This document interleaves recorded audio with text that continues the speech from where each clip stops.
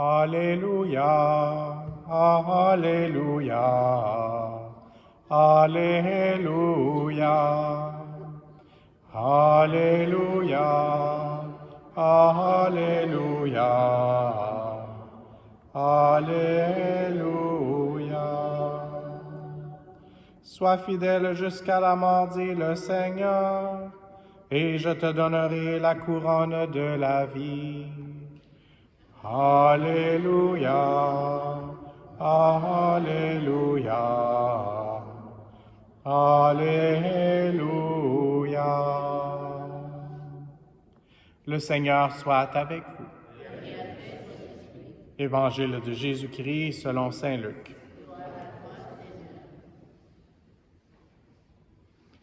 En ce temps-là, comme certains parlaient du temple, des belles pierres et des ex-voto qui le décoraient, Jésus leur déclara: « Ce que vous contemplez, des jours viendront où il n'en restera pas pierre sur pierre, tout sera détruit. » Ils lui demandèrent: « Maître, quand cela arrivera-t-il?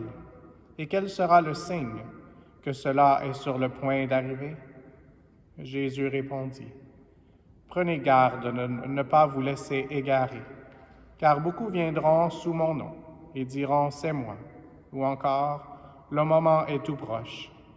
Ne marchez pas derrière eux.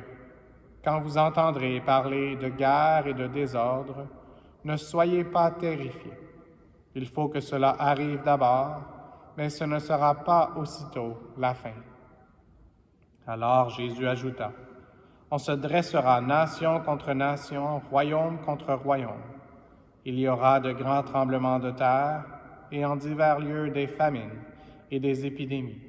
Des phénomènes effrayants surviendront et de grands signes venus du ciel. » Acclamons la parole de Dieu.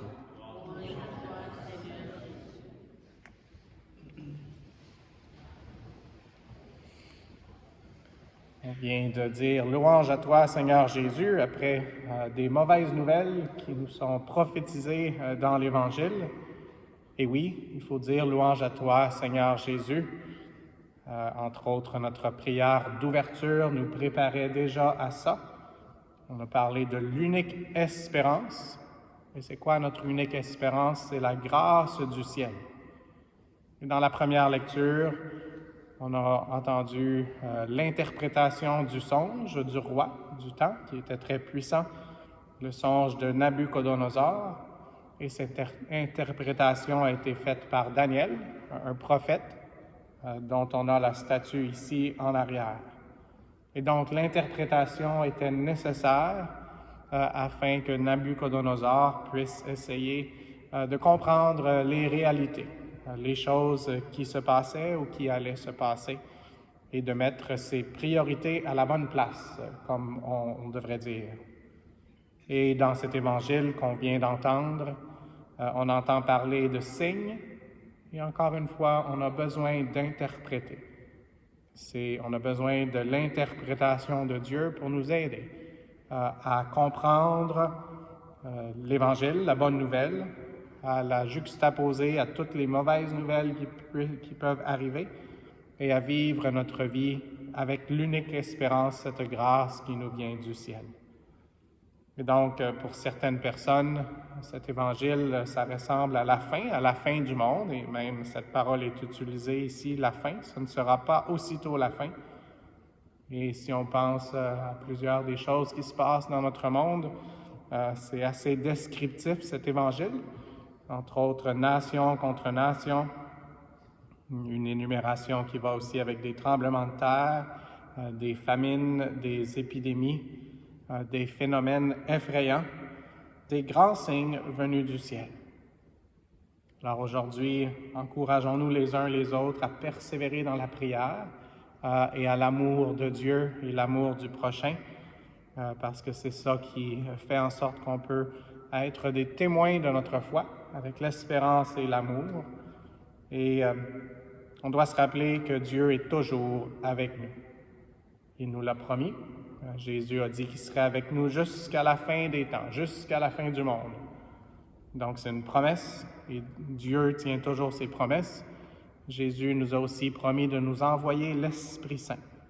Et donc, pour essayer d'interpréter les choses, pour essayer de comprendre, pas seulement les choses qui se passent à l'extérieur, mais les choses qui se passent à l'intérieur de nos propres cœurs, les façons dont on répond oui à l'invitation du Seigneur, parfois aussi les façons dont on répond non au Seigneur et puis qu'on lui demande pardon. Jésus veut nous étendre sa miséricorde. Jésus est le seul qui est le même toujours. Et c'est une des paroles de l'Écriture que j'ai utilisées. Maintenant, je pense que c'est la 3e fois. Donc, je ne sais pas si je prêche plus à moi avec cette parole ou à certains de vous. Mais Jésus, il est le même hier, aujourd'hui et pour toujours. Donc ça, c'est la bonne nouvelle. Même s'il y a des signes qui changent dans le temps, Jésus il est toujours avec nous. Il est l'Emmanuel. Nous allons chanter ça dans les prochains jours. Emmanuel, qui veut dire Dieu avec nous. Alors, prions les uns pour les autres et demandons à la Sainte Vierge Marie de nous aider à interpréter. Et la seule façon d'interpréter les signes des temps dans le monde et dans notre vie, c'est en nous connectant comme elle à l'Esprit Saint pour qu'on puisse recevoir et partager la personne de Jésus-Christ, notre Sauveur. Donc, on est en bonne compagnie avec Marie qui parfois avait des questions, elle aussi, à la visite de l'ange. Elle a dit « Comment cela peut-il se faire puisque je ne connais pas d'homme? » Et nous, aujourd'hui, on est appelés à entrer dans l'intimité de la présence réelle de Jésus-Christ qui veut se donner à nous dans son corps et dans son sang.